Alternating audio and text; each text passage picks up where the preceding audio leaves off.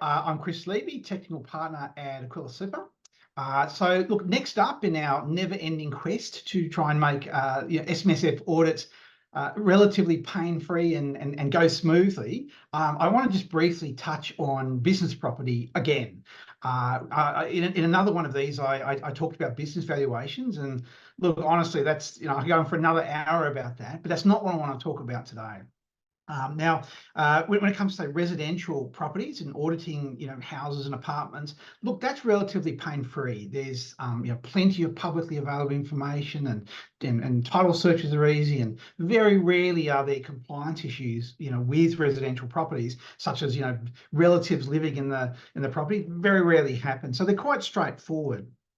Business property, however, it's not the case, and the ATO has sort of stressed to SMSF auditors to put a bit more focus on this, because there can be instances where the rules can get stepped on, and breaches can occur.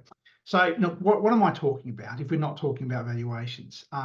Look, I guess the main thing that tends to slow audits down relates to leases. Where there's a business property, the ATO expects the SMSF auditor to actually not just to have the copy of a lease on their file, or at least the bits of a lease that are important, such as the terms of a lease, who are the parties, how much is the lease, who's paying for outgoings, that sort of thing. And the reasoning behind it is just to make sure, well, for starters, if we're being told that it's not a related party tenant, we need to prove that. Look, where there's say a lease isn't in place, well, it might raise an audit flag, not a compliance breach, but just something we may raise in the management letter about, look, you really need to get the paperwork, sort of sorted for that. But that can tend to slow down an audit. Will come to us, we don't have the audit on the file, and then you have to go back to the trustee, and they have to sort of dig through their archives. So look, in a perfect world, you'd have that on file. Now, the real complication happens, not surprisingly, where the tenant's actually a related party, and let's face it, it's quite relatively common, a lot of business properties.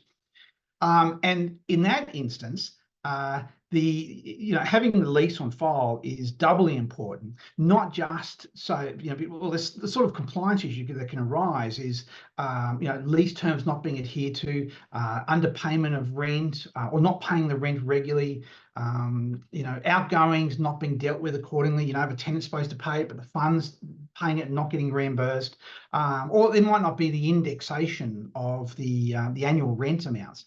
And this feeds into the sort of compliance dangers.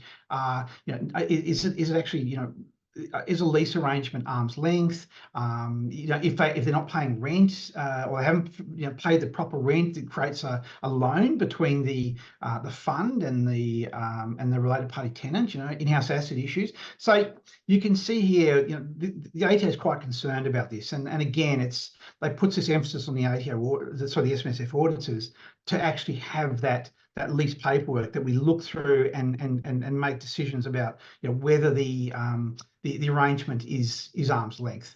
Look, yeah, that's a big issue. And look, another sort of corollary to that is where the lease sort of finishes, or it comes up for renewal, and there's supposed to be a market reassessment of the lease amount. Again, in that instance, we need some extra info. The trustees can't just make it up and say, oh, look, we think it's about this. But there needs to be supporting evidence to justify whatever that market rate is. And typically it's a couple of sentences from a friendly real estate agent saying, look, what the market rent is, per square metre or something for that type of property. Or it could be the trustee going out and getting their own comparative rental amounts for for properties that are similar. But yeah, it's, to be blunt, rarely do accountants have that on file. And again, it just slows down the audit, unfortunately. And look, without it, how do we know that it's a market rent? Noting that the ATO is very not a fan of using yield analysis for valuations, and I guess for leases as well. Look, the only, apart from from the lease, the other document that we often ask for is the insurance, the business property insurance. And look, it's not a critical issue, but we do like to see, A, that the property's been insured, and we have occasionally had instances where that's not the case, and B, that the ownership of that insurance is clearly for the fund or the fund's trustee. We've seen plenty of cases where that's not the case, where the trustee, thinking they're doing the right thing, has lumped it together with some other business properties to get a better rate. But look, that's not ideal. You wouldn't get a stranger to own your your business insurance on your property. So why, and that's how the ATO sort of view it. So look, it just wouldn't happen. So and again, it's not having that readily at hand, it will slow the audit down. So look, in summary, have the leases on file somewhere, and that includes lease extensions. Where it's a related tenant, have the market appraisals of the rent on hand as well. Like, organise that with the trustees before the audit starts. Well, ideally when you actually get the lease renewed, and have copies of the business property insurance as well. Thank you.